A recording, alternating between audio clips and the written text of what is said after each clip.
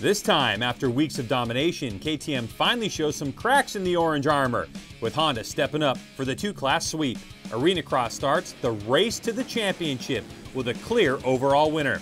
ATV MX starts the season off with a bang as the series champ makes his first statement. All that and more only on the Racer X Show.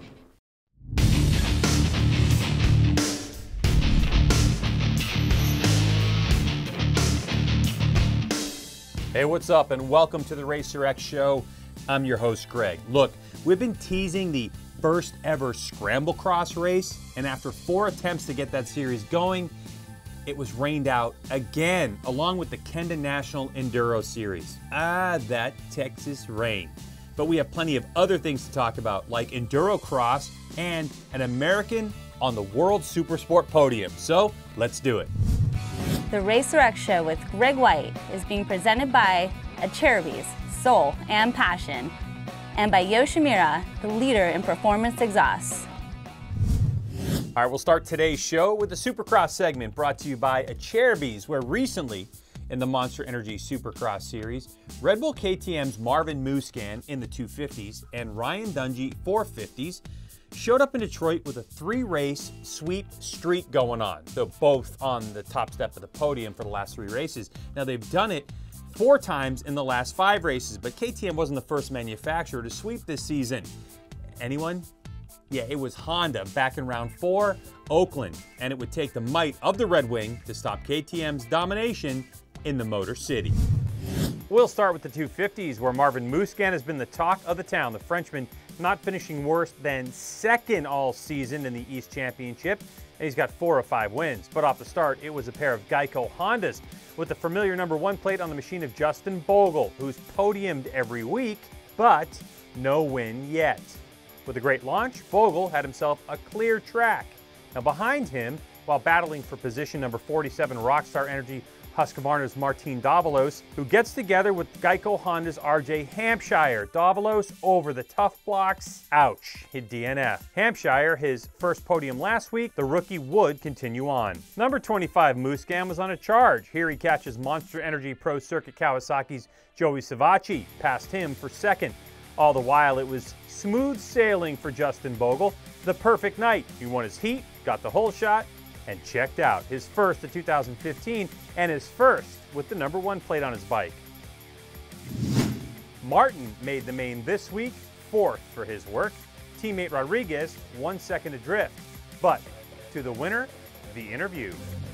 It is, you know, but the way I live, I feel like I'm not going to be able to win every time out, but I can improve and I can learn each time I'm on the track, each weekend. So each loss was a learning experience.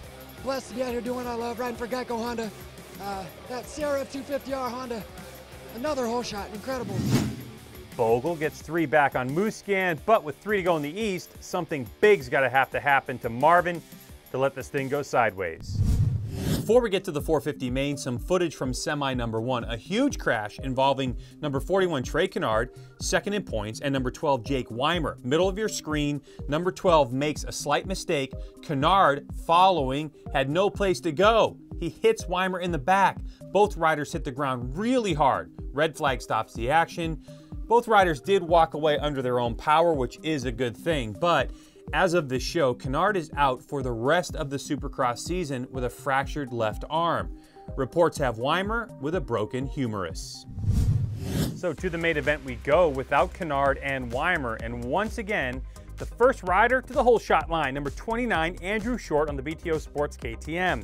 That didn't last long, as number 5, Ryan Dungey on his Red Bull KTM jumped to the lead with number 18, Monster Energy Kawasaki's Davey Millsaps side by side. Now at the top of the hill, number 14 is Cole Seeley, factory Honda HRC, moving Millsaps back, but Eli Tomac had already gotten by. Now to the lead, and something we haven't seen in 3 races. Someone going after Dungey. Aggressive move for the Geico Honda rider, and that is the lead. As for my boy Pike, huge mistake, almost gets into the back of Millsaps.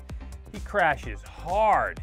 The next victim is Rockstar Huskies' Jason Anderson. This rhythm section causing riders fits all night long. Anderson clips his foot on the jump, almost hits number 22 Discount Tires' Chad Reed. Supercross is brutal, folks. Football, what? But for a guy who won Phoenix finished 11th last week, 20th in Atlanta, won Eli Tomac with the 11.9 second win over Dungey.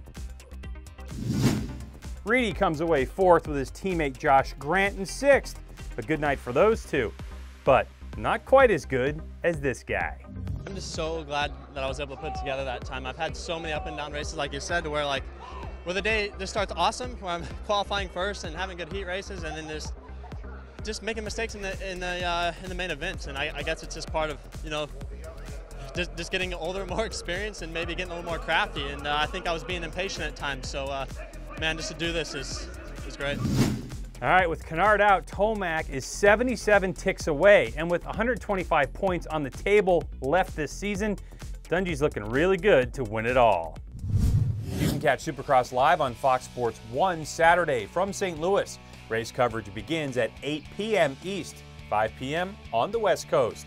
And that's our Supercross segment, presented by Acherbys. On to our road race segment, presented by Yoshimura. Round 2 of the FIM ENI World Superbike Championship happened in Thailand over the weekend, with Great Britain dominating the 2 Superbike races. Factory Kawasaki's Johnny Ray took an impressive Race 1 win by 6.329 seconds over Leon Haslam. Neither one of the American-made EBRs finished the race. And in Race 2, they didn't even start, but Johnny Ray did, and he did it again. This time, he'd win by 4.9 seconds. He leads the World Championship with 3 wins and a 2nd place, 10 over Haslam. Way to go, Johnny. And to World Supersport, New Yorker PJ Jacobson took his Kawasaki ZX6R to the small step of the podium, finishing 3rd by 0.04 of a second behind former #1 Keenan Safoglu. Congratulations, PJ. And moving on to Moto America, the new AMA Superbike Series in the US. They had their first, well, pretty much anything last week in Austin, Texas at the Circuit of the Americas with a test. With Monster Energy Graves Yamaha's Cameron Beaubier the fastest of them all, clocking a 2:10.730, the only rider under the 11s. And here is a little taste.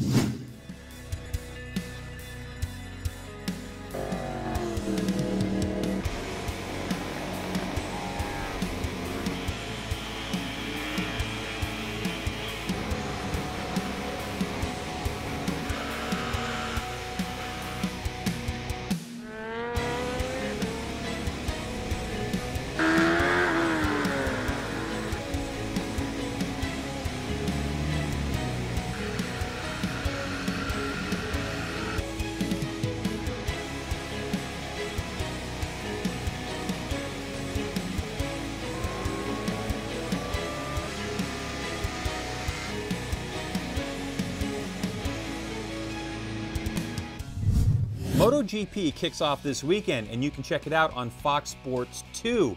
The premier class coverage begins at 2:30 p.m. East, with Moto 3 and Moto 2 beginning at 7 p.m. East, all on Fox Sports 2. And that is our road race segment, presented by Yoshimura. The first round of the playoff-inspired season-ending race to the championship of the Amsoil Arenacross, featuring Ricky Carmichael's Road to Supercross, kicked off featuring a wild night of competition and racing inside of the Smoothie King Center Saturday night.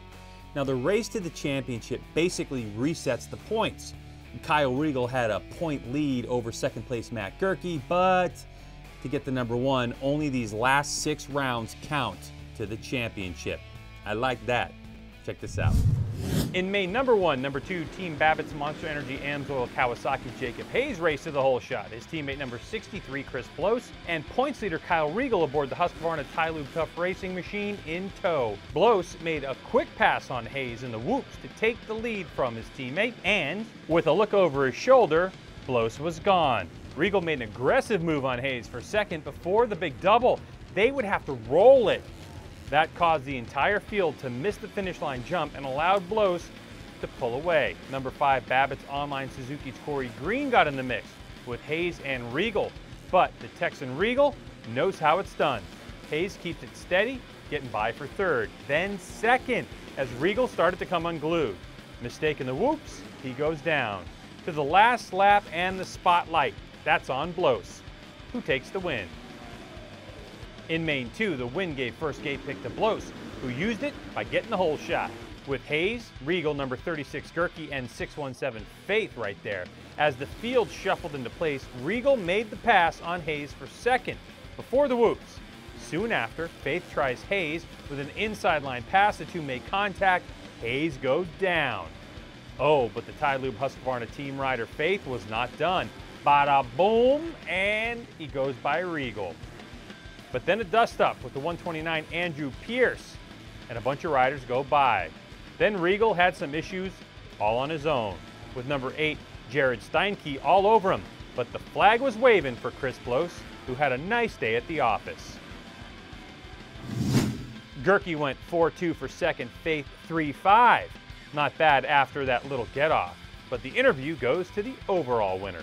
Oh, you know, just stay consistent, keep the intensity up. I've been really working on my starts and, you know, the work during the week. So hopefully the last 5 rounds we can continue this win streak, or, you know, just staying on the box. It's going to be about staying consistent and getting out to great starts. That's going to win the championship. The RTTC, that's the race to the championship. I made that up. Blos with a slim lead. This is exciting stuff.